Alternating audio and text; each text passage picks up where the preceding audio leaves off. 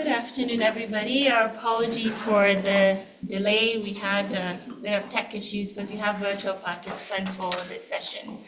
So we're joining our session today on benchmarking fecal sludge management. I'm Miriam Otu. I'm the Deputy Chief of Party for USAID's Urban Wash Project, and this is a 5-year research and learning activity that really focuses on generating evidence, addressing some of the key water and sanitation challenges that we're facing, particularly in peri-urban and urban areas. And our goal really is to provide guidance to policymakers on the decisions that they make around WASH and WRM policy and programming. So we brought together a set of amazing partners who are also working on the issue of benchmarking fecal sludge management to talk a bit about some of the experiences and lessons that they've learned, particularly with cities and programs that have made some progress with benchmarking fecal sludge management. We have a pretty interesting session ahead. First of all, going to start with introductory remarks by USAID. This will be followed by a presentation that is focusing on a global assessment that Urban Wash did in trying to understand the best practices for benchmarking fecal sludge management. And this will be followed by 3 lightning talks, and this will cover lessons from implementers' perspective in implementing benchmarking for fecal sludge management. We will look at it from the global perspective and hear from the World Bank on the work that they've been doing with IBNet, what they're planning for phase 2. And we'll also hear from CEPT University and the expansive work that they've been doing in India, and also the work that Gates has been doing through their CWISE initiative. And we'll have a chance to delve into more detail and have a discussion with the presenters and panelists, and also have a Q&A and wrap up. And so with that, I'm going to call on Emily Bondang to give us the overarching or introductory remarks.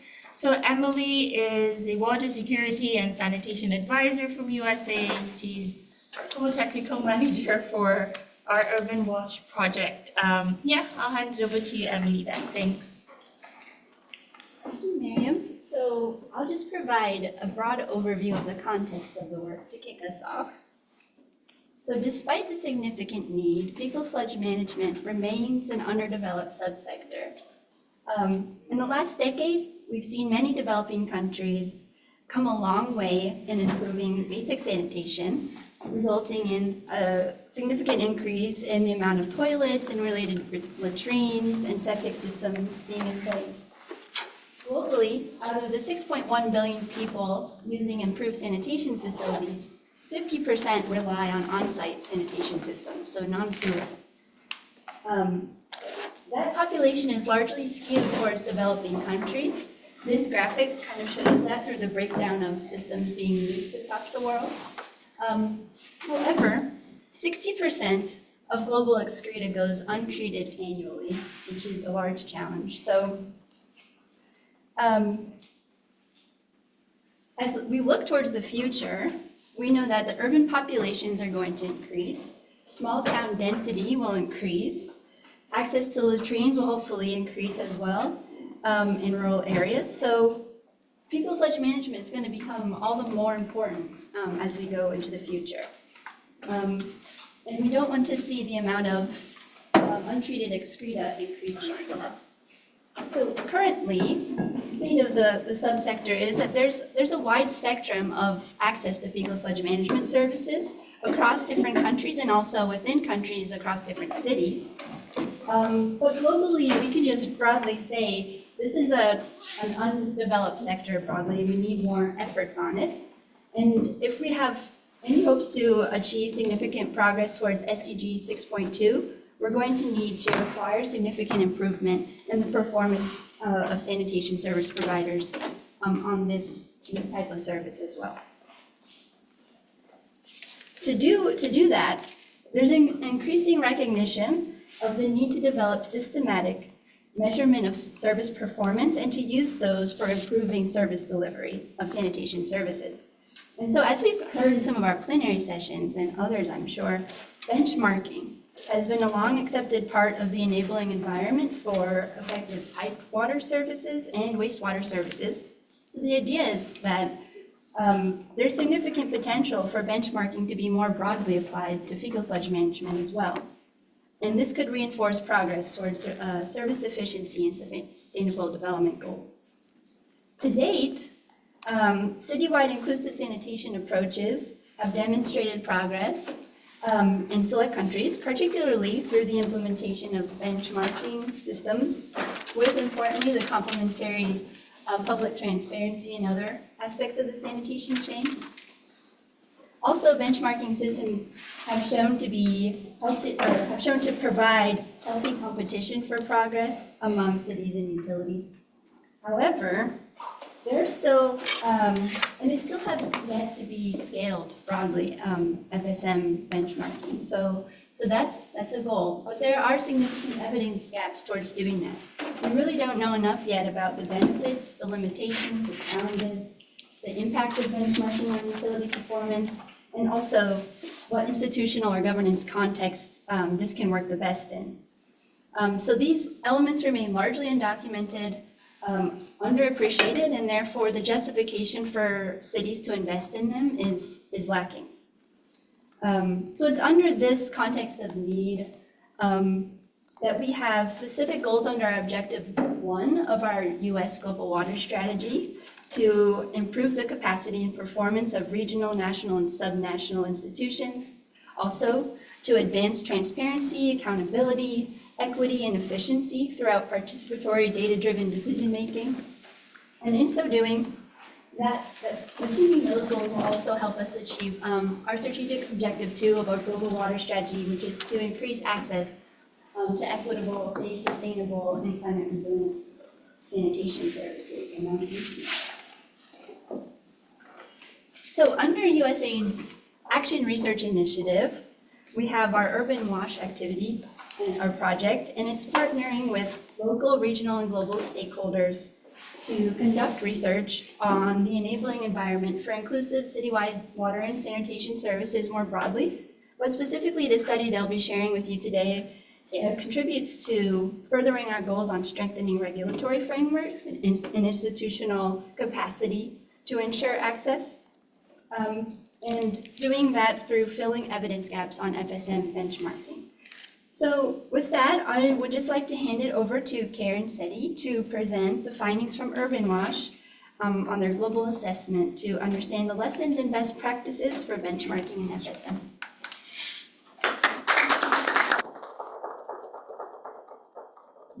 Thank you, Emily, for that thorough introduction. So it's really great context as we're diving into the research study. That's me. I'm Karen. I'm at the Acquia Institute, and we're part of the Urban Wash Consortium. The first question I got when I started working on this project was, what do you mean by benchmarking? And so I just wanted to kind of start there. What we're going to be talking about today is one type of benchmarking. There are actually many different types, but the one we're really focusing on is metric.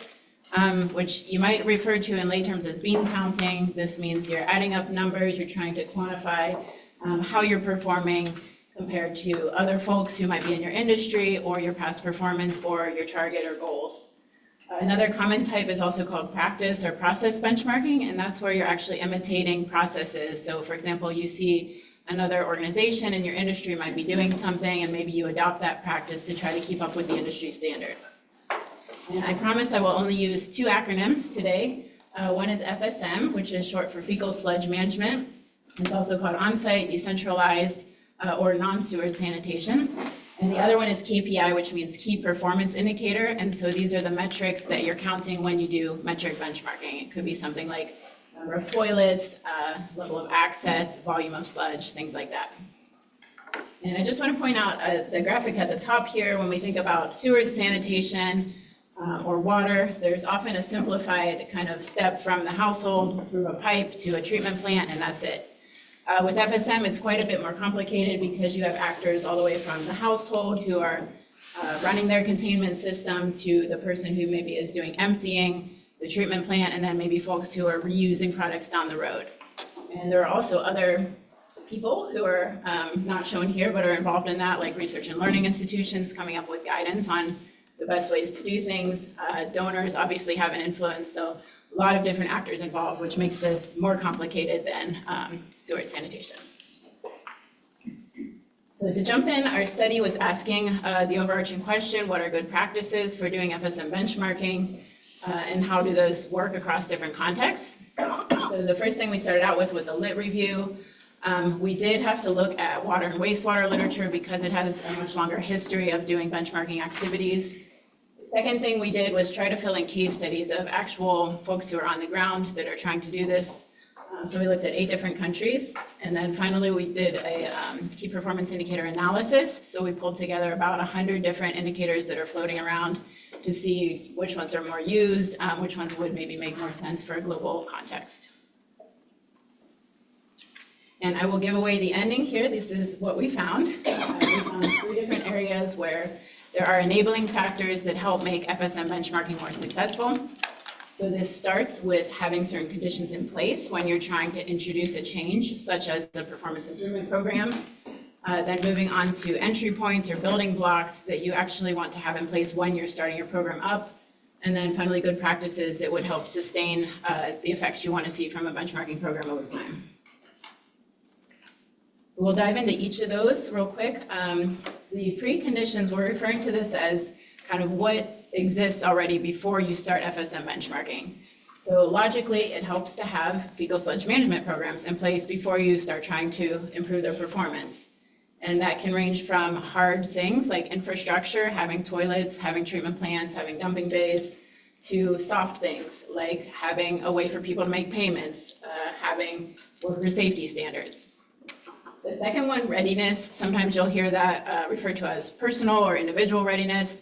In this case, we're talking about organizational readiness. So this means the organization as a whole has the capacity to take on something new. They're not distracted by other more pressing issues. And it also means that they're ready for a change. The last one here, as I mentioned, we have all of these different actors involved in kind of the process of fecal sludge management. So making sure that those actors have ways to communicate and mechanisms to work with each other is really important. And you might be asking yourself, if I don't have all these things in place, can I still do benchmarking? The answer is yes, it's just gonna work better, if you have these elements. These are the building blocks. So there are 4. The first one is really looking at a top-down approach, and we found from the people we talked to that there is an expectation that you will get guidance from a level above you.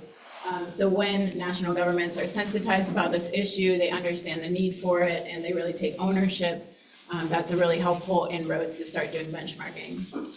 The next one is about data champions and capacity. So these are the actual people who are doing the benchmarking day to day. And we found that this doesn't have to be everyone who's actively thinking about, what does my data look like? What does my performance look like? It can be a subset of people who are doing this more as part of their core duties. And then in general, other people supporting that conceptually and by cooperating with the program. The one up here, this customer-supported business model harkens back to kind of the concept of benchmarking originally as a way to increase competitiveness. So in a situation where you have market competition, it's helping you judge yourself against your peers and try to do better. If you don't have market competition, it's helping you compete against yourself and give back to the community that you're serving to improve yourself over time. So in both of those situations, FSM can't be something that's necessarily forced. It has to be something where there is responsiveness to what customers are demanding or what they're looking for. And then the last one, of course, is financial support. I'm sure you've heard this in every talk this week. You can't do something if it's not funded, so there has to be money for people to enter data, for computers. There can also be kind of direct allocations if somebody reports the data, or if they meet a certain target that they would maybe get funding directly allocated for that. All right, and the last part here is the good practices that sustain good, successful benchmarking outcomes over time. The first one is data management. So as you can imagine, in a program where you're collecting a lot of data, it's really important to make sure it's managed well, that it's valid and reliable, and that people can access it. So what we're recommending here is to have a common short list of indicators, emphasis on short, and making sure that those indicators are well defined, and I'll talk a little bit more about that later. And also that there are validation measures built in. So it's really important that when you're entering data, there's as much as possible kind of timestamps on things, ways to validate whether that makes sense, and that there's also some human oversight. That moves us on to public dissemination. So once you have the data, making sure that other people can access it and use it in conversations, in making decisions, is really important. So there has to be some sort of interface and some incentive to engage with the data. And then the third one here, also related to incentives. As I mentioned, there can be direct financial incentives. There are also a number of indirect financial incentives. For example, if you do benchmarking, then you're allowed to keep your license, or you're eligible for additional funding, or maybe you get good publicity. So there can be a range of different types of incentives, financial, regulatory sticks and carrots, and also reputational rewards and penalties. All right, so once you do your benchmarking program, we were asking from our case studies, what outcomes do you see? And I think there was a tendency at first to overemphasize the positive outcomes, and so we dug further to see, are there any negatives that came out of this? And we, at the end, found a pretty even balance of, this can lead to good things. It can also lead to maybe negative consequences that you weren't anticipating. So in the positive outcome example, the first one you would expect, driving performance improvement. Some ones that we were not expecting were that people actually felt they had more support, more buy-in from their management team once they were engaging in benchmarking, so it gave them more visibility to advocate within their organization and also outside of the organization. And attracting new funding was another one where people felt like, I've demonstrated that I've done a great job here, I'm making progress, I'm being responsible with the funding I'm given, and so they felt like that was a real benefit, that they were eligible for maybe additional grants or loans that they otherwise would not have gotten. On the negative side, of course, there's an opportunity cost to investing in any sort of programming. It could be money spent elsewhere. The quantitative aspect of it is also difficult for some people because that captures a small picture of what's really going on. And there are other contextual factors and things that might influence how you interpret that data. Another thing that we saw was potentially the workers on the ground, maybe their values don't line up with the goals of the benchmarking program. So, for example, a company might be trying to improve financial efficiency, whereas the workers are saying it's really important for me to give good customer service and know that, the people that I'm working with have their needs met. And then the last one, if you do have some incentives set up and it's not really well controlled, it could incentivize people to report things that are maybe not necessarily true so that they can take advantage of the incentives. So jumping over to the KPI analysis here, this is giving an example of what I mean when I say a short list of common indicators. So we found folks anywhere from 1 KPI up to 40 KPIs, and there did seem to be a comfortable middle spot there of around 5 to 10 key performance indicators that you might track at any one time at the city level. And so the way it works is because different people are being benchmarked at different levels, you could have something like 10 KPIs at city level, whereas the service providers, maybe the emptiers who are contracted, might want more KPIs. So they might be using them for things like employee reviews or tracking customer acquisition, things that would help promote their business. So you might see more KPIs at that level. And going up in scale, we tend to see more aggregation at the national level where maybe cities are being compared against each other, and then at the global level, countries. So you tend to see fewer KPIs and more data aggregation as you increase scale. And this is our list, just as food for thought of, these are 9 KPIs that we ranked based on whether they were appropriate for use across cities in a global context. So it's not to say that the other 90 were not valuable. All of them were valuable for certain applications in certain situations. These are the ones that we felt represented the fecal sludge management chain well, and also the externalities, things like social and environmental impacts, and then kind of the necessary evils of doing fecal sludge management, making sure finances and management are in place. All right, so I will just wrap up kind of our overarching findings here. benchmarking makes sense. It just makes sense to do it in a measured way along with other programming and to make sure that you're getting the value out of it that you put into the investment. And with that, I will turn it back over to Miriam. Thanks.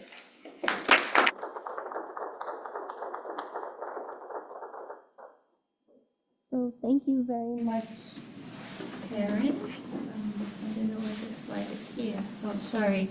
So if you want additional information or resources, you can access our page on global waters. Yeah, and we're happy to share more with you after our session. So Karen found, some of the preconditions that are necessary before we even start thinking about benchmarking and some of the good practices that can sustain effective benchmarking. And so now we're going to delve into a bit more detail where we're going to discuss some of these elements a bit further and looking at it from a global perspective. And so we have Berta McKee from the World Bank joining us virtually, and she's going to talk about the work that the World Bank has been doing with IBNet and the planned follow-up. So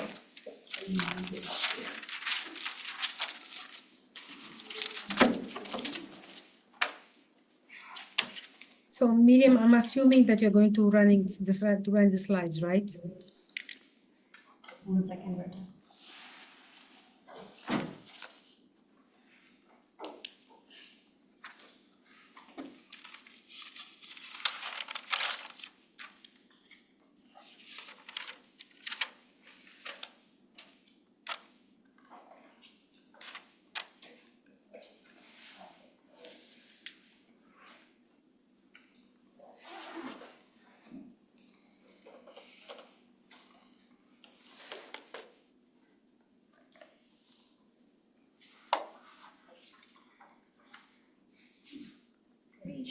Yeah.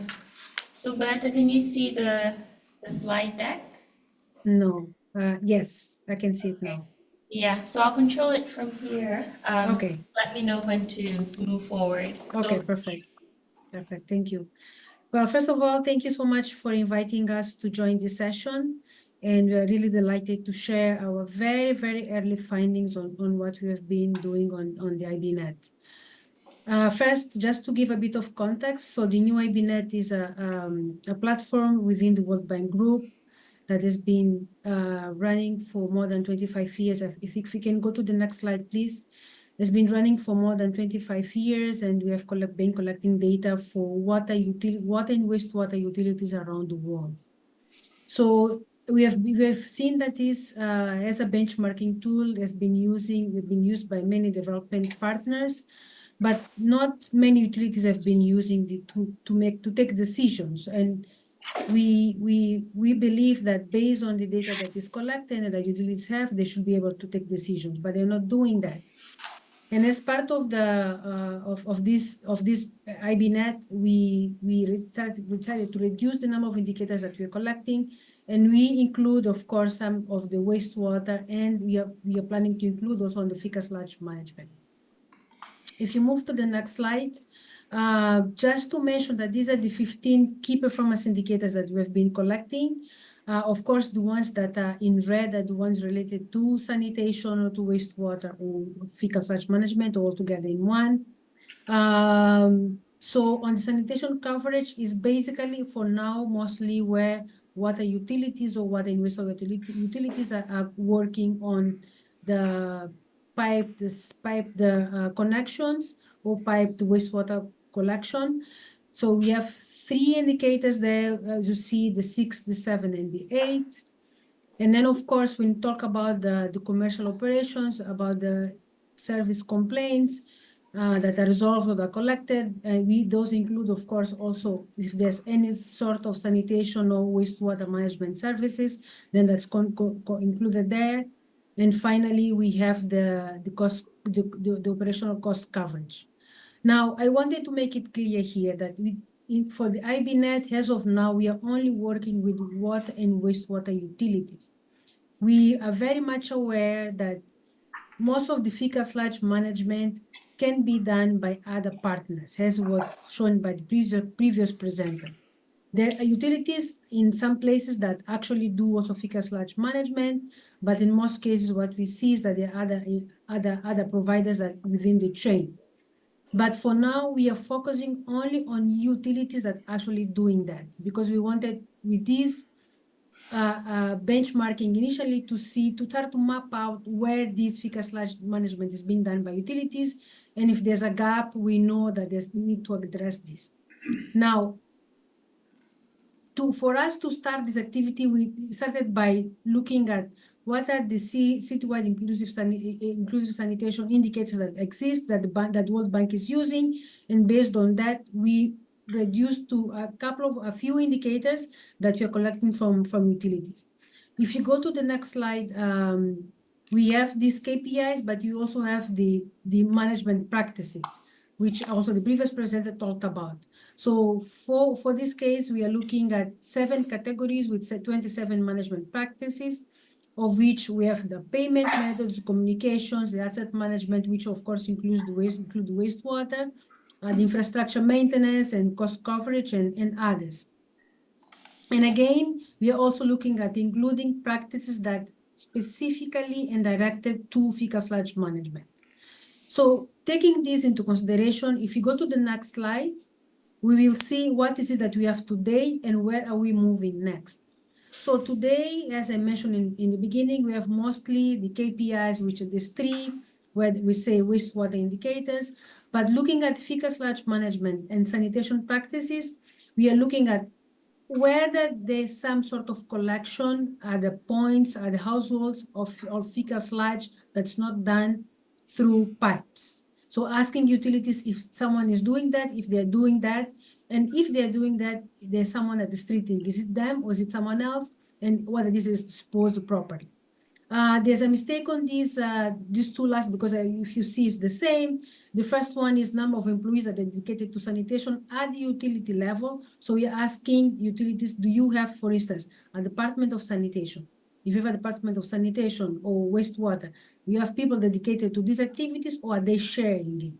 And again, the last one was supposed to be number of female employees that are also doing this activity, that are also dedicated to sanitation.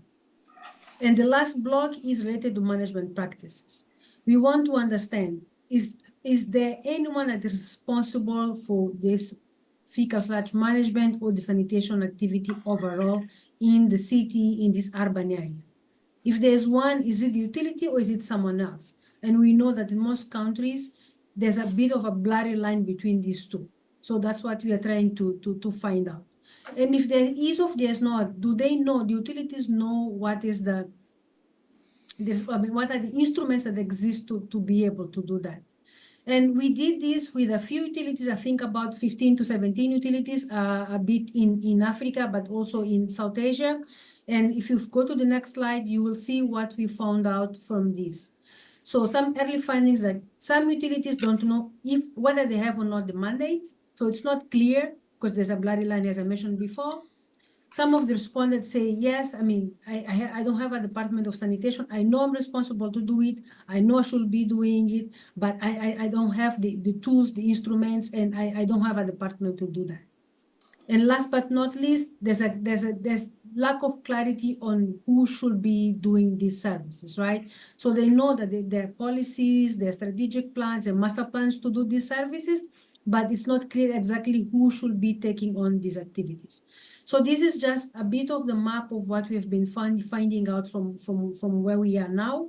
And if you go to the last slide, I think this was going to be my last slide. Okay, what is it that you're planning to do next? So we're planning to extend it to all the utilities that we are working with on the new webinar to map up the status. We are also in Africa working in partnership with the ZAWAJ, which is the Association of Water Regulators in Eastern and Southern Africa, because they're actually doing even more work that we are doing. So they're collecting even more indicators and even more practices. So we are trying to collaborate with them to see, once we know the map out, can you go deeper on that? And where, of course, we don't have ZAWAJ because ZAWAJ is focused on Africa. We want to go out of Africa because this tool is global to see, okay, whether we can do this globally. So if you go to my last slide, which is on the IBNet, this is, I want you just to, if you can take a moment to scan this QR code, and that's why you will see the IBNet. You won't see anything on fecal sludge management as of yet because this was the pilot that we carried out. But starting 2026, we hope to have this already published and rolling on a yearly basis. Thank you so much, and over to you, Miriam.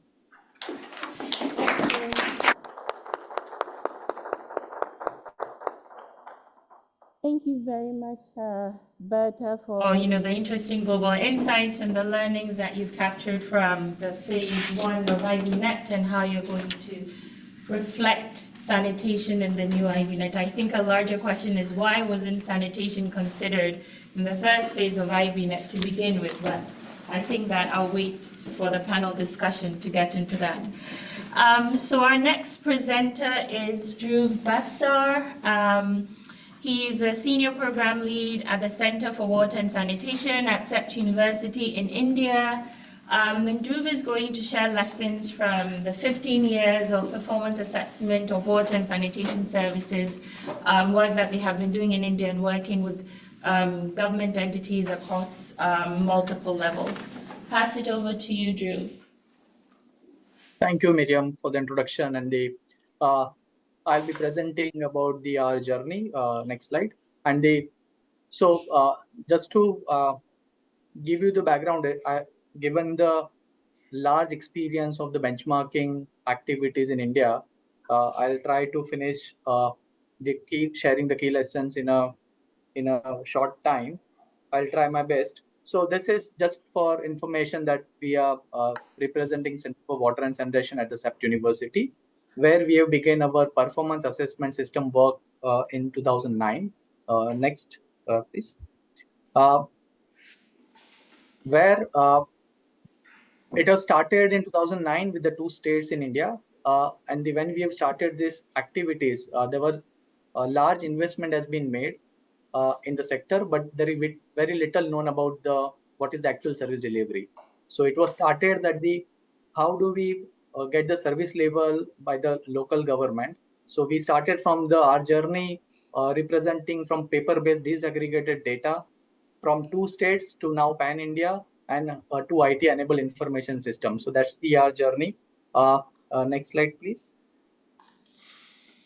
So the performance assessment system program is actually designed for the 4 key sectors: water supply, sanitation, solid waste, and stormwater management.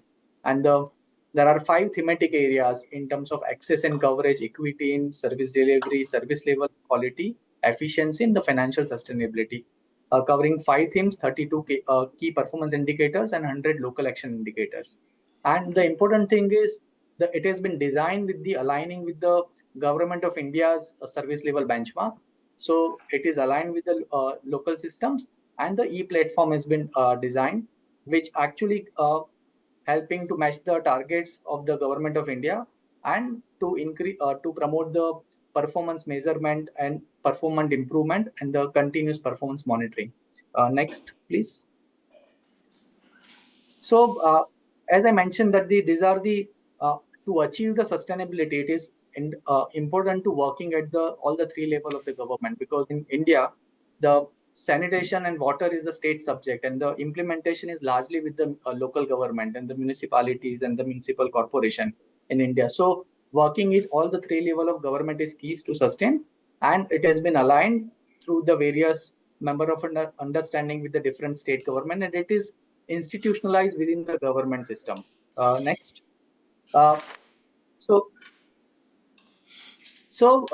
When we have designed and when we have reviewed initially the benchmarking exercise across the globe, and we see that the earlier exercise is more like a piecemeal approach, like ADB has done for 25 cities, or World Bank has done some studies for focus areas. Even the IBNet we have reviewed during that time, and it was heavily focused on the seaward sanitation, and there was little bit known about the non-network sanitation. So we have designed the benchmarking exercise from the Indian context, where our only out of 4,000 plus statutory towns, only 300 plus towns having a partial sewerage network. Rest of the cities are depending on the on-site sanitation system. So we designed from the beginning, we have designed the benchmarking exercise, which captures both on-site sanitation systems as well as the sewer sanitation systems. And these are the indicators across the service chain. In addition to that, the financial indicators and the management indicators, which captures about the city as a unit, because we have to keep in mind that at the local level, the sewerage department, drainage department, and the water and sanitation departments are working as a one unit, and there are no different silos, because the municipality is the responsible authorities in Indian context. So we have locally contextualized, and it has been institutionalized through a national policy of fecal, sludge, and septage management. So it is very much owned by the government of India. So it is easy to track service delivery across the pan-India cities. Next slides. So, and when we talk about the pan-India 4,000 cities, we realize that the digital systems are actually the crucial to achieving the scale, and therefore we started, and you can see that there are information available in a paper format, but we help build the capacity of the local government, which captures the next slides, that the initially gradually building the capacity of the local government. And when we have started, I may request you to go for the next slides. When we started, this exercise has been started for in initial 3 years. It is taking 1 year to 2 year and 3 year, and now it has been reduced to only 1 month of exercise, and it is happening because of the digital intervention. During this exercise, we also realized, next slides, which captures that there is a data reliability issues. So we have reliability grade design inbuilt into the pass portal design, where we can see that initially when we started in 2010, the most of the cities are falling into the de-reliability grade, and over the period of time it has been improved, because we realize that the data quality is not going to happen over the period of time, but it requires lots of patience to build the capacity of the local governments, because the data culture is required to inculcate into the local government. So next slides, which talks about that how those are the integrating with the property tax assessment, integrating their existing systems. It is very key to build the data reliability systems. And also next slide indicates that there are specific to the FSM benchmarking, there is no information available when we have started. So we design various tools which capture the information about the Sanitap, Sanitrack, SaniChatbot, which captures the local level data, and that helpful to improve the data reliability over the period of time. And these are the next slides captures that these activities cannot be possible without the incentives given to the set, because 15 years it has not been survived without any financial given. So intergovernmental finance has been given, which is linked to the notification of the service level benchmark, which has been given from the top governments. So, and you can see the incentive value, it has been increased significantly over the period of time. Almost 3x incentives has been increased. So that brings the importance of the data reporting. And as mentioned Karen about the false reporting, in this it is not linked to the performance improvement, but it is the initial years it is focus about the how do we create a behavior at the local level to reporting on a regular basis. So that is the idea, and therefore it can be avoided. So the incentive mechanism has to be designed very smartly. And the next set of slides which captures about how this information can be utilized. So there are the various dashboards which are available on the website, and the use case, if you see I'll just finish in a minute. So go next slides. So there are range of activities can be used by the different organization, government to the consultant, researchers, and the regulator can use this information. And the next slide indicates its use from the SDG tracking to the CVs and the past linkages, credit worthiness of the cities, assessment of water governance. So there are different demonstration and use cases has been demonstrated. And the next slides captures that we also capture the SDG 6.2 localized from the use of the past data. And the next set of information captures that the past can also capture the CVs indicator, which the next presentation will talk about in a more detail.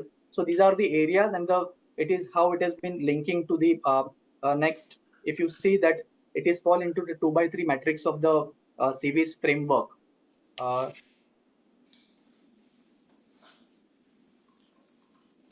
Yes, and if you can go to the last slides as a summary slide.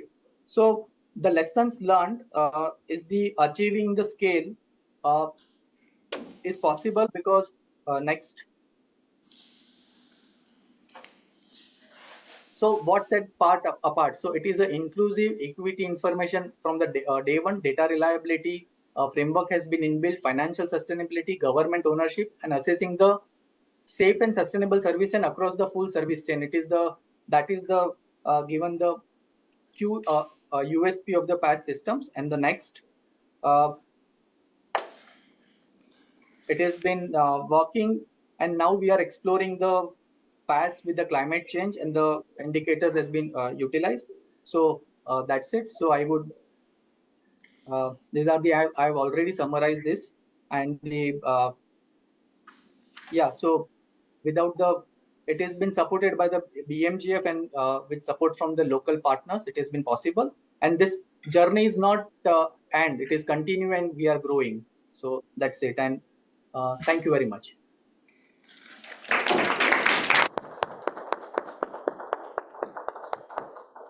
So thank you very much, Dhruv. And I know that there's a lot to unpack there, and you presented a ton in a really short amount of time. Thank you, and we'll follow up during the panel discussion. I'd like to invite up Deepa next, who's going to wrap up the set of lightning talks that we have. Deepa.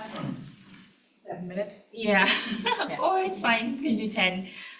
She's the co-founder of Athena Infonomics, and she's going to be presenting about some of the work that they have been doing through the Gates-funded CYS initiatives. So over to you. Thanks a ton, Miriam.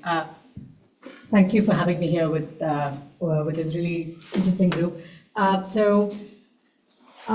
My organization was commissioned by the Bill and Melinda Gates Foundation to go out and look at 8 cities across Sub-Saharan Africa and South Asia, and I'll talk about the details in a minute, to develop a common theory of change on what it meant, and then go out and collect data, or collate data rather, work with data that exists from these cities, and tell the Gates Foundation how their portfolio was performing.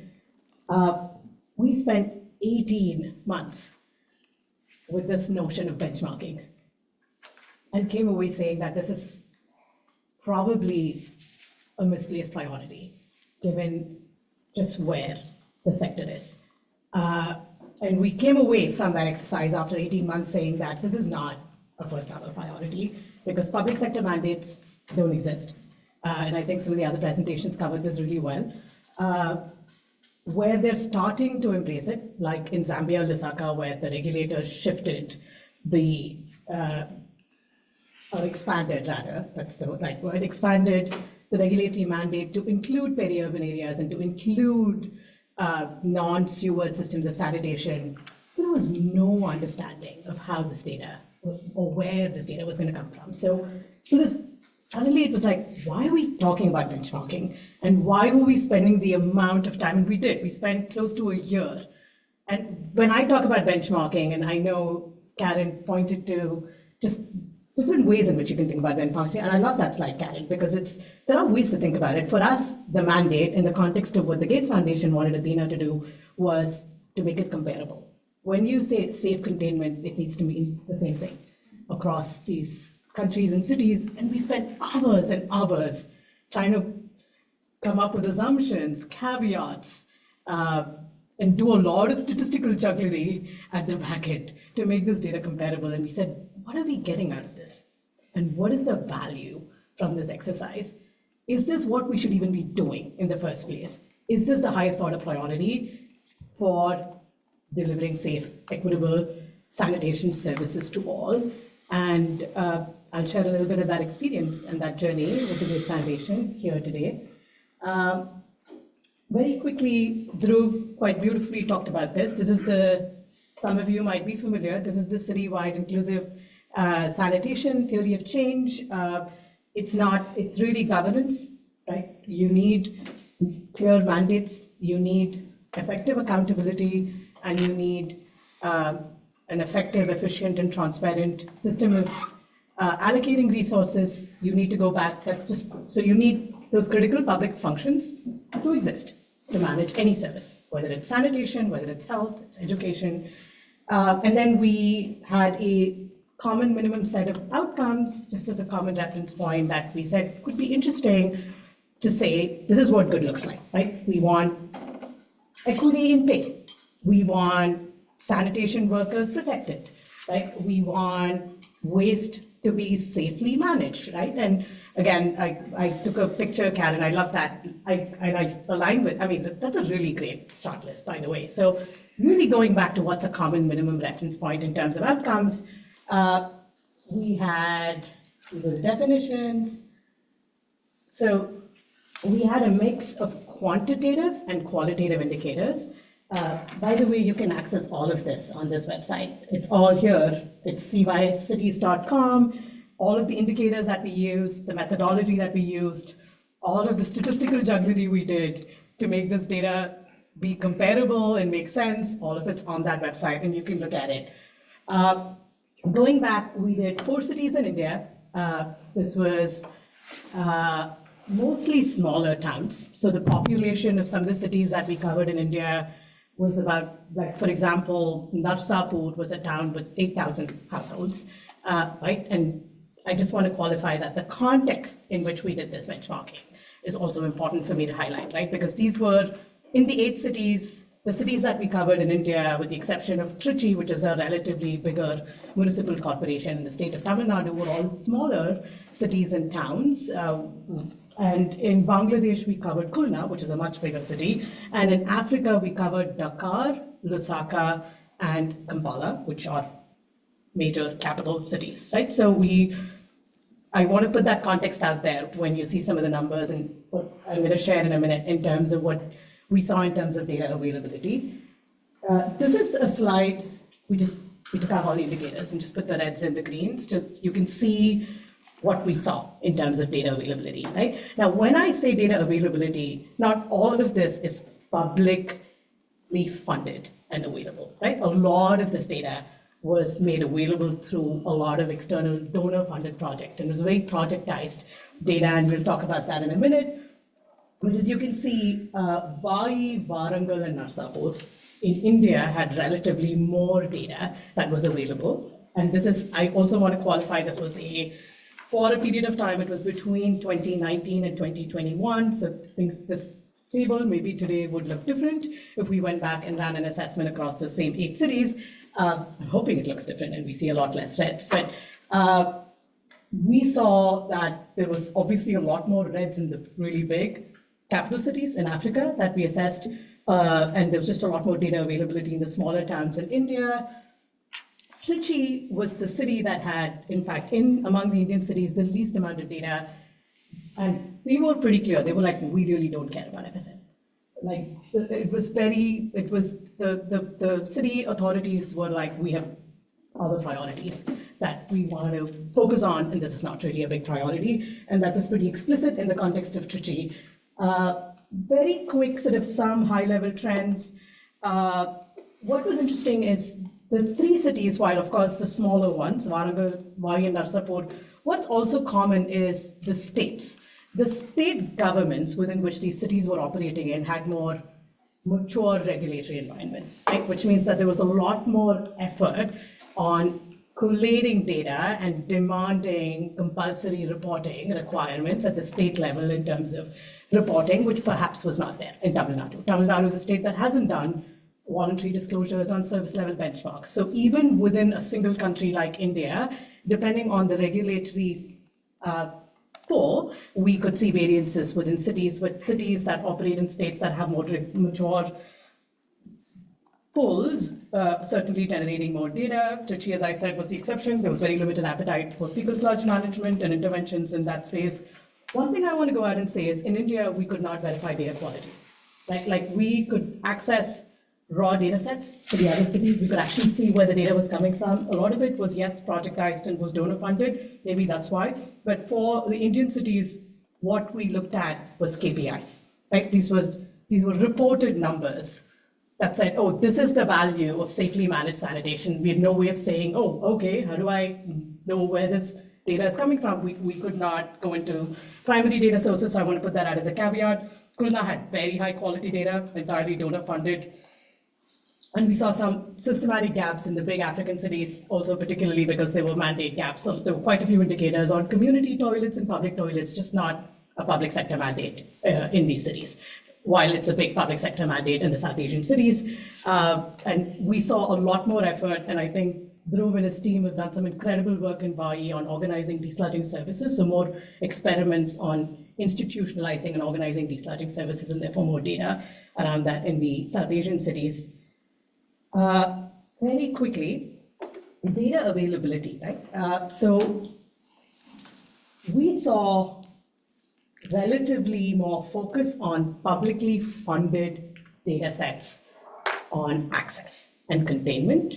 And again, this was coming mostly from the South Asian cities, where they had institutionalized annual monitoring, right? Because of their ranking exercises. There's a cleanliness ranking exercise, there is a Swachh Bharat Mission MIS, there is a community toilet, public toilet reporting mechanism. So there's a constant set of assessments that's going on at any given point in time that these cities were expected to report in, and a lot of that data was coming and was largely publicly supported.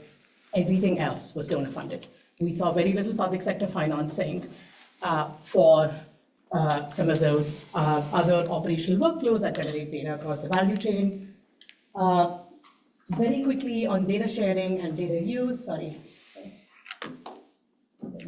Oh, disappears? Okay, so we had a couple of indicators because we weren't just looking at municipal sanitation, we also were looking at schools and healthcare facilities. We saw that there was data that was being generated by ministries of health that just weren't shared, and district authorities that just wasn't shared back with the city governments or the utilities that actually had a mandate to serve these healthcare facilities and schools, but just never had access to the data in terms of what was going on. So something as simple as that, there was very little focus on understanding qualitatively what the maturity of service systems were, and they were being held accountable on service outcomes, which seemed not particularly productive. There was no evidence of data use that we observed for any form of routine target setting or resource allocation or any form of routine decision making. So nothing that we observed during the time that we did this assessment. 1 minute, okay? No, two. Two, okay. So I think at the end of it, really, when we pivoted, after we tried really hard in the first 18 months, we said, okay, we have a common set of indicators. We're going to try and see how cities compare. We said, okay, let's focus on investing and thinking about what it takes to get local governments and utilities, whichever is the mandated public service authority, to build the systems needed. And we could see very quickly as we started doing that exercise that a well-functioning, seems like a very simple thing, right? But it took us a while to get back to this point. We didn't start here in the exercise, was that a well-functioning local service system will generate the data workflows that we need, right? So if there was a good property tax system, if there was a good inventory and asset management system, like if we focused on strengthening operations and building tools and systems and software and people capacity to do that well at the local government level, we're going to generate the data we need, because really, whether it's IBNet or the JMP, they're interested in making sure that these utilities are doing a good job, they're doing it well, and they're reaching people. And you need to build the systems that will show you that. I want to very quickly talk about this example, and for those of you who are interested, I think there are colleagues from Bangladesh who are here at UNC. I don't know if Tanvi is in the room, but he is here. They've done some really interesting things. Government has started investing systematically in digital public goods, which is basically open source, open standard, license-free software that local governments can start plugging into to digitalizing their desludging workflows. So they've started building, it's called the IMIS. They started doing that at the bottom. They're improving the quality of operations and digitalization within their local governments, which now is then increasingly getting aggregated into a dashboard at the national level to support financing and resource allocation decisions. I just want to leave everyone with this thought, right? I think this is something I've struggled with quite a bit, right? Every time we talk about data and data systems, we talk about MISs, immediately, right? Like this, and the first thing I lead with is MIS does not generate data, it aggregates data, right? And MIS is a system that aggregates data and enables data use. It just kind of brings it together. You need to focus on where the data is going to come from. And at the end of the day, when it's governments, it's going to come from one of two sources, right? It's statistical or it's administrative or operational data. It has to come from one of these two sources. Invariably, we've seen that in relatively low mature contexts, there's a very big focus on doing these one-off statistical exercises without making the systematic investments needed to improve the maturity of local service systems. So what ends up happening in those contexts is you really have no data to improve service performance or quality. You continue to have like these high-level data sets and estimates that significantly mask intra-urban inequities, are totally inefficient for anything beyond saying, oh my God, 85% of the people don't have access to safely managed sanitation. It's a statistic I could put up on my slide and talk about at a conference like this. I don't know if I have time to do this, but I'm happy to talk about this during the Q&A and go into the details. What we've done is we've started documenting, and we're happy to share these resources. Now, what are those nuts and bolts like? So we've talked about the problem, like we've talked about all of the problems. So what do we do? A couple of things that we've learned. Containment has to 10 seconds. Containment, really, there's no way to get around it by systematically investing in GIS baselines and databases. You have to find the resources to do that well, and then you can link that to a property tax database, or you can link that to an operational workflow that the utility or the city government then follows. Licensing is a useful lever to start generating data on emptying and transport operations. And I think strengthening water quality testing and lab facilities is a great way to start thinking about treatment. Thank you.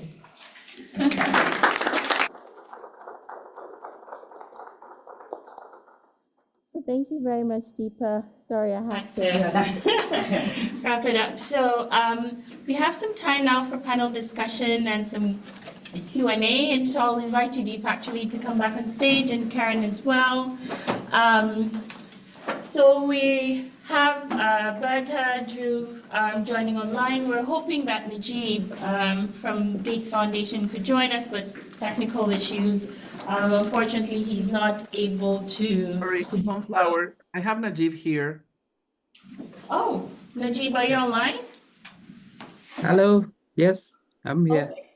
Oh, great. Yeah, I wasn't aware that you were able to do it. That's wonderful.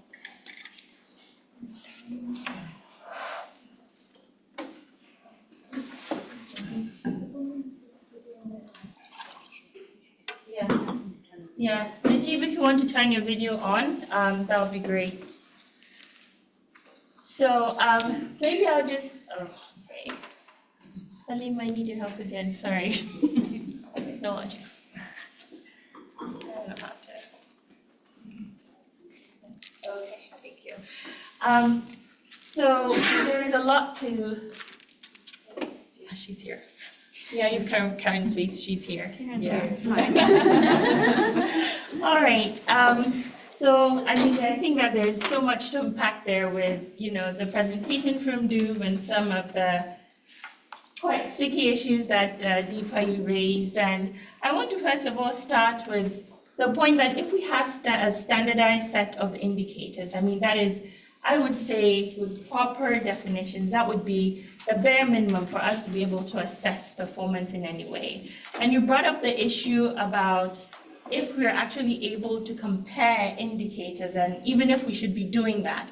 And so my first question to you, and then I would like to hear Bertha's views as well, is how should key performance indicators be harmonized globally, if at all, and how do we customize this locally? Okay. Take a deep breath. I think I lead with, can you hear me? Okay. It's on. Is it on?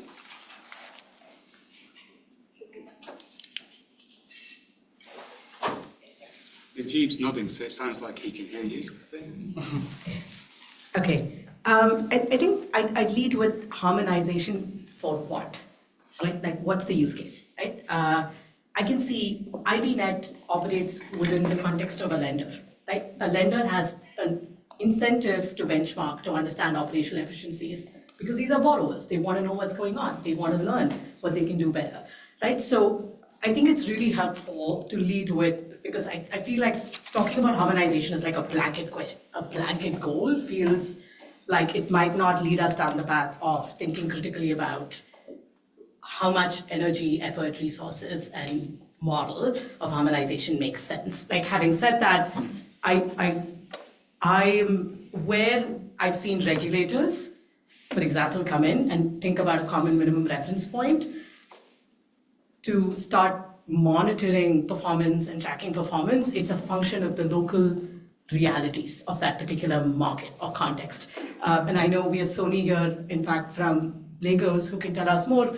In a context like Lagos, for instance, where the Public Service Authority serves 1% of the population, you don't want to spend time monitoring operational performance efficiency from get-go. You'd much rather focus on, okay, if the private sector is the predominant service provider, on am I able to regulate quality and price in a way where I'm protecting my consumer? So consumer protection in the context of private sector becomes more relevant. So I think we should talk about harmonization in the context of why we're doing it and what the goals and the use cases are, and it'll vary widely based on that. Great, thank you, Deepa. Berta, do you have any insights on that? Yeah, because I'm sure, given the work that IBNet is doing and Phase 2, you've probably given some thought about that.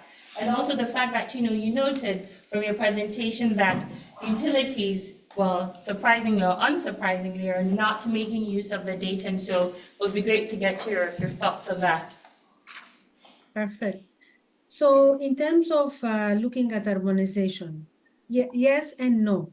I would say, I mean, in the context of what we are doing, it's a global work. So what we aim to do is first to be able to collect data that everyone understands. So we should have good, well-defined indicators, and we start with data that utilities collect. So of course, no one collects coverage, no one collects non-revenue water, but they collect whatever underlying data that they need to be able to calculate these indicators, right? The same for management practices. So when we started this new journey on the management practices, this was the question. How can we ask a question that someone sitting in Bangladesh, someone sitting in Zambia, someone sitting in Chile can understand and answer the same way? So this was our very first question that we tried to answer. And we did a small pilot and we tried to find some sort of a common ground. But of course, I mean, all these places, they operate on a different ways. I mean, the environment where they work in is different, sometimes even within country, right? So we try to see, to the extent possible, how we can harmonize, how we can have some set of the same definitions that everyone understands. So when I talk about service area, we all know that we are talking about the area where the utility is supposed to serve, right? When we talk about utility, we are talking about the entity that is mandated to provide the services. So we're talking about these kinds of definitions where we can start from, and all we have the same understanding to move ahead. Now, in some places, the utility can be the whole country. And of course, that's different from a place where you have a smaller utility and where even where you have like large cities as Sao Paulo with millions and millions of people, and you go to Uganda with a smaller city, even the capital city, which is maybe 1 million or 2 or 3 million, but I mean, way smaller than what Sao Paulo is. So yes, because we are trying to benchmark, we are trying to find a common ground, but we are very much aware that we cannot, I mean, the harmonization cannot be totally done because the environment, the regulator framework, I mean, the climate and all these issues come in and influence differently for each utility in country and regionally, right? So we thought about this. But still, we thought that it's a good way to start from somewhere and to have utilities to communicate to each other, because at the end of the day, this exercise of you're doing on benchmarking is for utilities, not only for them to collect their own data, but the end goal is for utilities to improve the service provision. And one of the ways that we believe we can do that is by, if they know how they're doing, if they know how others are doing, then we can create a platform where they can learn from each other and in a way help themselves in improving this on this, right? And of course, find investments and all these things that come around with that, but starting from a base where we do that. And just to finish, this is why we also reduce the number of indicators, because if all those that know IBNet from the before, we had like we have like thousands of data items that we needed to collect, and we have like around like a bit more or maybe around 100 indicators, which they are very specific depending on where you are. So what we try to do is, okay, look at what most regulators are looking at or looking for when they try to regulate their services, and try to streamline and to bring it to a smaller number. Okay. Now, of course, when you come to fecal sludge management is a bit different, no? So that's why we have to look at that. Sorry, thank you. Yeah, sorry, I didn't mean to cut you, No, but that's yeah, fine, that's fine, thank you. for us to. No, but it's interesting to understand that first we need to understand the objectives of harmonization and also the benefits that, having standard or clear indicators is important, because at the country level, oftentimes utilities follow the guidance that, IBNet or the World Bank provides to set their indicator and also define their indicators. And so I guess there are trade-offs there, and it's something that we can continue discussing. We know that at the FSM sector, and so I think Berta noted that, you're working with utilities that are focusing on wastewater treatment and fecal sludge management, just utilities, but we know that the FSM sector is many contexts, is largely private sector, and most of them are also informal. And we know that efficiently coordinating data collection and analysis can be quite challenging, just given the diversity of stakeholders that we have. And so I'm curious to get your thoughts on how do you think we should go about addressing some of the gaps in data acquisition and reporting, given particularly private sector roles and functions in fecal sludge management? And I'll ask Deepa for a very short answer to that, and then I'll ask Dhruv to also come in and talk a bit about how they actually engage the private sector to get some of the data that they got. Okay, so, gosh, that's such a big, so firstly, I think most of the private is also informal. So you need to lower the cost of formalization, make it easier for them. You cannot get data from an informal sector, right? So you need to formalize the informal and think through what the strategic incentives are. Once you've formalized the actor, so you have a formal counterpart to engage with, I think the levers that seem to have provided some value is licensing. It's a good opportunity. The minute you license them, it gives you control, and a license to operate is a good starting point, and then make the cost of compliance and reporting really, really low, right? And very quick, but we can talk about this more, which is building tools that make it easier for the private sector to start sharing data, and also making sure that they don't feel threatened from a competition standpoint. Yeah, and I think it goes back also to the point that Karen was making in her presentation, that there are clear preconditions that are necessary we can't just immediately start thinking about FSM benchmark and only focusing on utilities when the larger sector is being serviced by a private and oftentimes informal sector. I know that the audience has been really patient, and I'm sure that there are questions that you want to ask. And so I will give, folks in the room an opportunity to ask questions. Oh, that was fast. Great. If you can mention your name and institution, and try to keep your questions short, that would be great. Thank you so much. I really enjoyed your presentation and totally agree with Ms. Deepa that at the end of the day, we want people to use the data for a specific purpose. And I'm wondering, with the amount of effort going for benchmarking, not only in FSM now, since water utility started, what have you learned to see what kind of precondition or pattern to make sure that all of this effort going for benchmarking is actually used for action? Because at the end of the day, you collect all of this data, but who's going to use it? Actually, are they going to use it?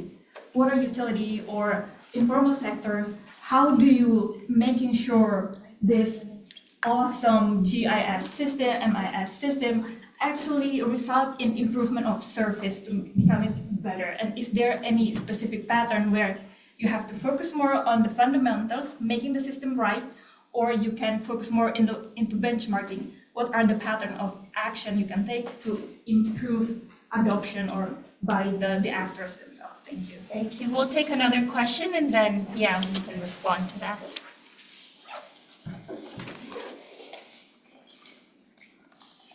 Thank you. It's Maria from SNV in Zambia.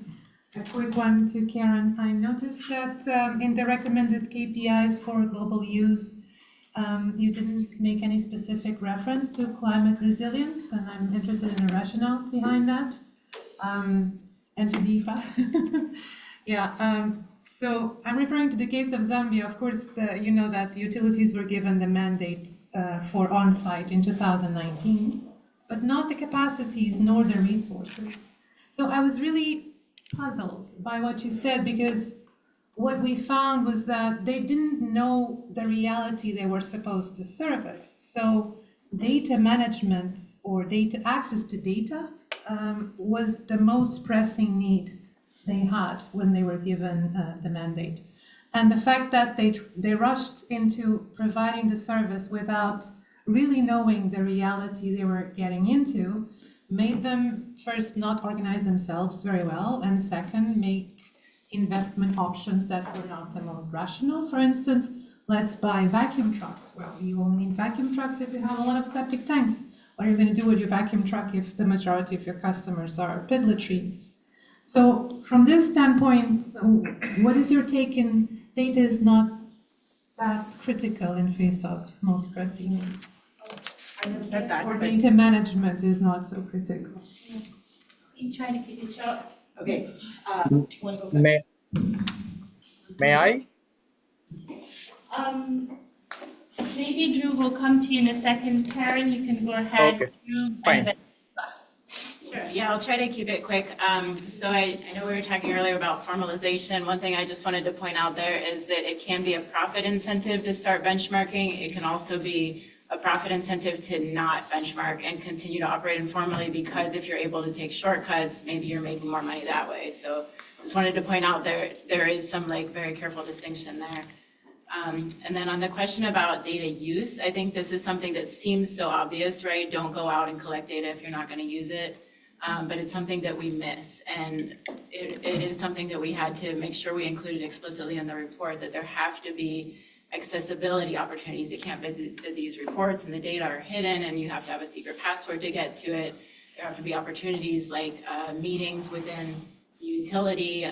We saw some really great examples where legislators were actually asking the utility to meet with them, see the data, to discuss it at the national level. And so there really has to be those mechanisms for communication. And then on the climate point, I'm glad you brought that up. I think maybe it was something we were planning to bring up later in the panel. So we actually did have a climate indicator that came out. We used a low, medium, high ranking system. And so for that category, the top indicator was a medium. It wasn't something that was highly in use. And it was actually truck greenhouse gas emissions, and it's being used in the Philippines. So we felt like, there is an indicator, this is something that's possible to do. Why not recommend this for advocacy? And I think maybe it was Najib who pointed out, if no one else is doing it, can we expect other people to pick that up and know how to do it and copy that at this point in time? And so we did take it off of the list. And I think it's still a question for today. Is it more important to advocate for the future that we want to see when it comes to benchmarking, or is it important to kind of try to get basics right and start slowly? So great question. thank you very much, Karen. Drew, do you want to come in? Yeah, just briefly, in terms of the data use, I think the most important and the prerequisite is the data has to be available in the public domain. So how do we, whatever the collected data and the processed data, how do we put it in the public domain? So it's not only the utility or the local government would be the users, but there are multiple people, and I can give the example from the Indian context where the regulators if data is available in public domain, they are very comfortable to use and utilize those data. There are financial institutions like ADB, World Bank, what they are preparing the missions.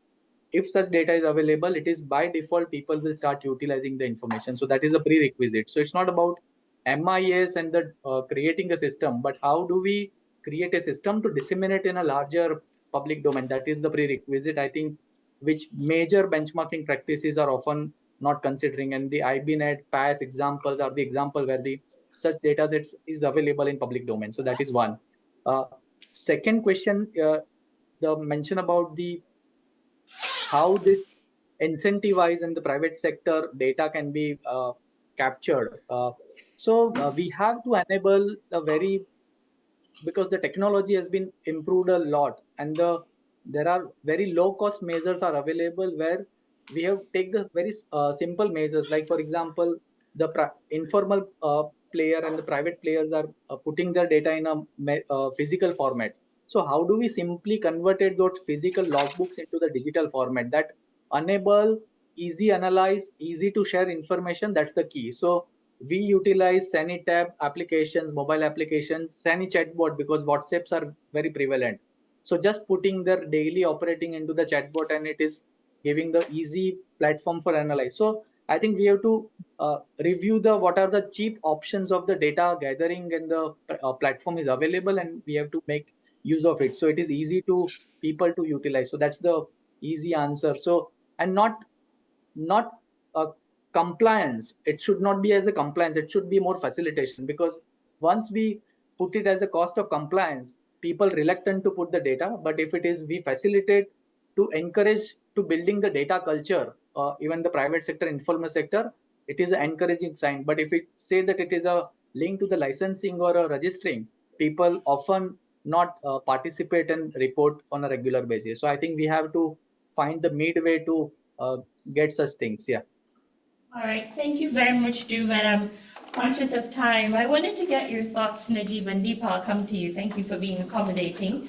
Karen flagged the issue about, why haven't we considered, or is there a need for us to consider, when should we consider climate-related KPIs? I mean, I think that there's this whole movement and agenda around climate resilient sanitation, and it's all the more important that we consider these indicators, recognizing that different countries lie at different stages of the spectrum. And so from my perspective, there will be early adopters of FSM benchmarking, and there'll be late adopters.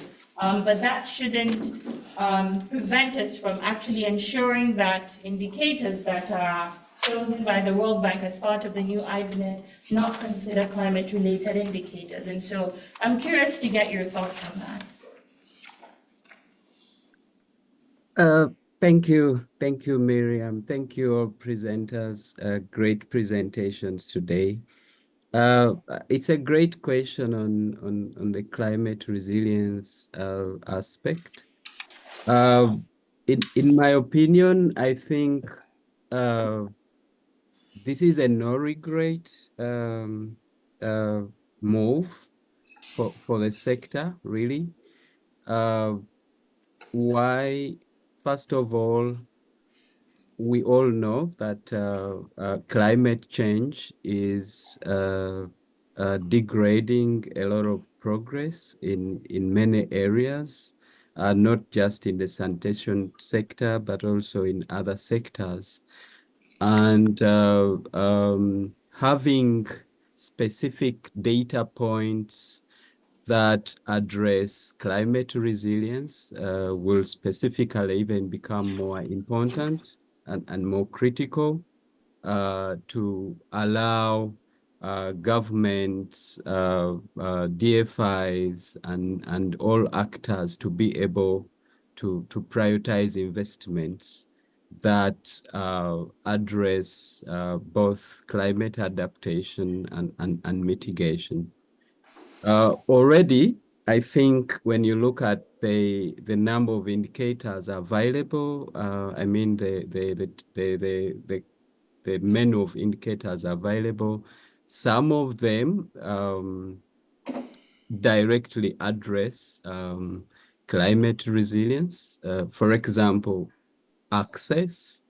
but probably going a little bit deeper at operational level, national level, to address what type of access are you talking about in terms of climate adaptation. So access is not enough, but what kind of access for specific areas that are able to deal with, for example, excessive flooding areas, while others are experiencing excessive drought or low water availability. So I think for me, it's a no regret approach we'll take in summary, and we need to carefully consider what kind of revisions we need to, or reviews we need to make, and include some of these indicators there. And I think there is progress already. I know under the Climate Resilient Sanitation Coalition, a lot of work is being done to include some of these indicators at global and also national levels.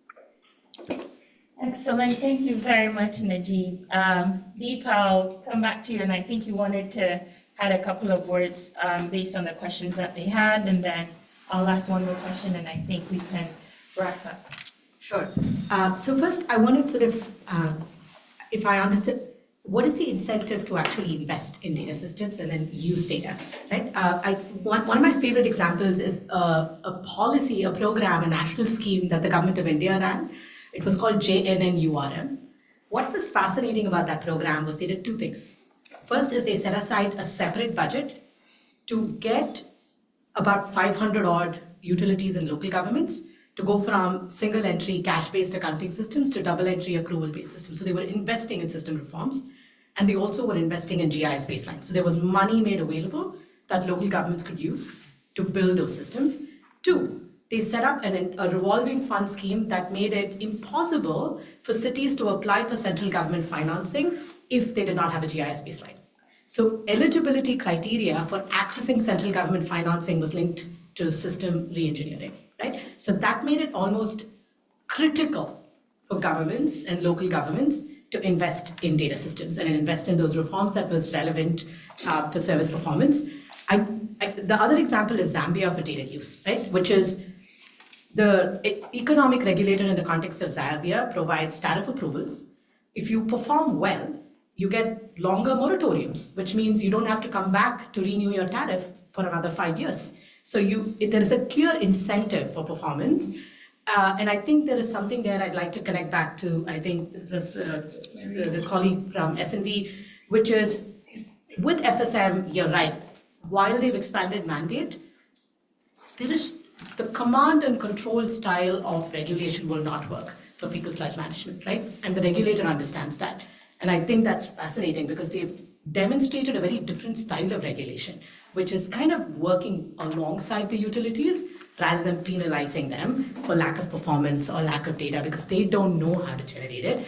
And I just want to qualify, I'm a huge believer, I run an organization that invests and supports governments and other organizations on data. I'm a huge believer in the value of good data and good data management.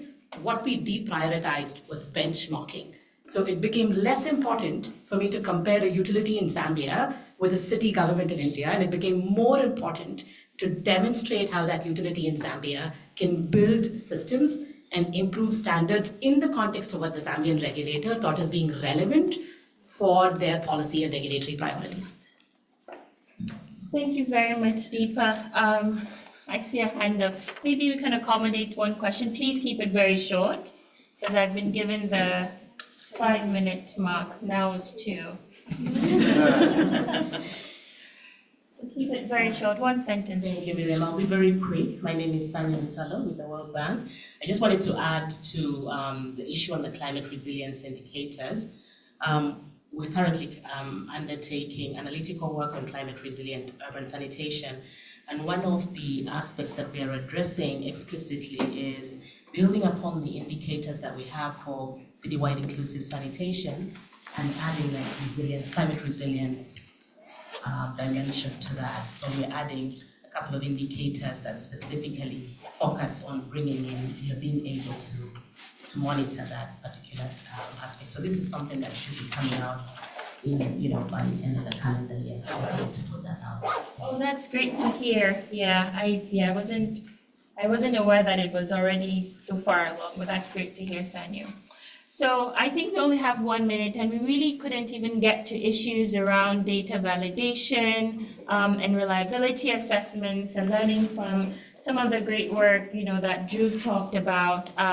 But happy for you to follow up with the group and us as well, and we'll be able to answer some of your questions. And so I think to wrap up, at least what I'm taking from this discussion is that benchmarking is important. It may not necessarily be the priority for some utilities, but my view is that, you'll always find government entities that lie across the spectrum of, what their priorities and objectives are and how that informs their decisions. And so I think that we certainly need more evidence and data to really justify the investment in benchmarking fecal sludge management. I think where we are in terms of being so far off track to meet the SDG targets, if indeed there is evidence that FSM benchmarking can improve service delivery, I think that is a valid justification for investments in FSM benchmarking. But Dhruv said it takes time and a lot of patience to scale it up. And so I think we can have these conversations. It's really up to the stakeholders to invest the funds and actually implement the activities. So I won't say much more. I know that we're at time. I'll thank you very much for attending the session. And yeah, we're happy to follow up with you if you have any additional questions. So thank you very much again.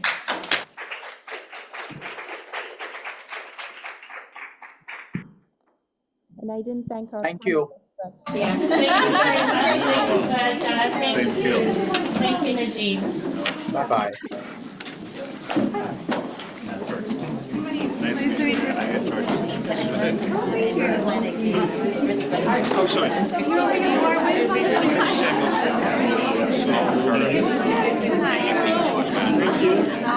Hi.